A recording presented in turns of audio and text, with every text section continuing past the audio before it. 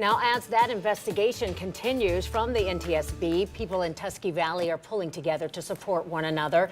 Across that county, people who live there are doing what they can to help. 10 TV's Colin Dorsey has been there all day. He joins us now live in Tuscarawas County after talking with people there today.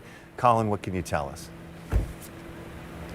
Yeah, Doug, just to show you how much the community and the state have stepped up, a GoFundMe started yesterday evening to help the affected families in yesterday's crash has already reached $23,000. That money will then be distributed by the Trojan Foundation here at Tusky Valley. We've seen businesses, churches, and even just regular people like this man back here. He calls himself Cowboy Dave. Step up just to say, we're here to help. On the way through town, there are just a few signs starting to pop up. TV Strong, recognizing the horrible tragedy Tuesday brought to this northeast Ohio county.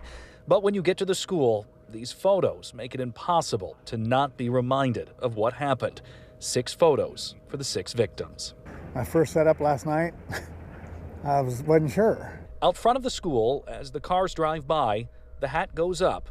That's Cowboy Dave. From Licking County, he travels the country, offering support in times of need. And this time, it happened in his own backyard. It's been so sad and so heartbreaking, but so good to be a part of watching such a strong community come together. He says so many families are trying to process what happened.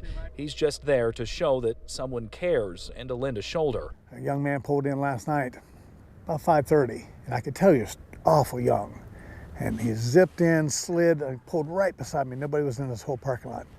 And he said, I've not been able to reach my folks. My sister's on the band. He would learn that boy's sister was on the bus. Down the road at Faith Baptist Church in Bolivar, Pastor Floyd Stanfill opened his church to offer a place for people to go, especially the teens trying to cope with what they're feeling right now. Tragedy makes us all take a step back and start thinking about life, God, eternity. Like, we're busy about our daily lives and you don't think about it so much, but when this happens, you start thinking about it very seriously. Now, Colin, you've been in this tight-knit community all day today. What is the feel out there, and how are people helping out in the days ahead?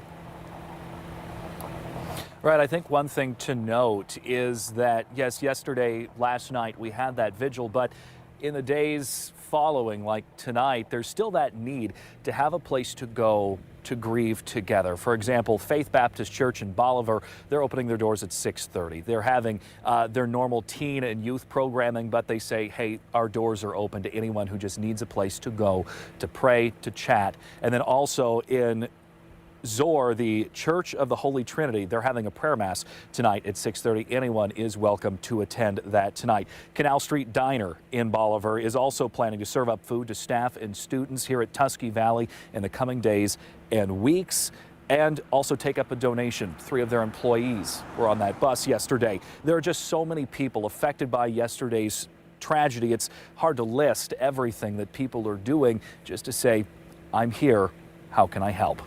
Live in Tuscarawas County, Colin Dorsey, 10 TV News.